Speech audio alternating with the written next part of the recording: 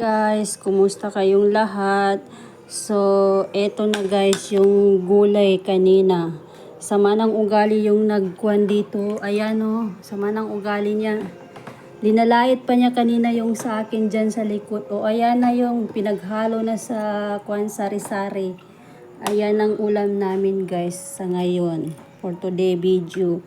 May tuyo pa dyan na natira. Siyempre, masarap kaya kung may tuyo. O ayan guys. At shout out pala sa mga kapatid ko, sa followers ko, yung ate ko na nasa Kuwait, at saka yung kapatid ko na si Raisa na nasa Saudi, at saka si Nani, at saka yung tita ko na nasa Cotabato. Hi, bye. Kumusta na kayo dyan lahat? So, ayan ang ulam namin, oh, masarap. Ayan. O, ayan yung gulay kanina, oh. Tignan nyo.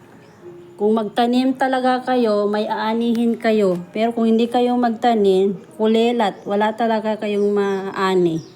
'Di ba? Pogi points naman dyan, sir. Bye guys.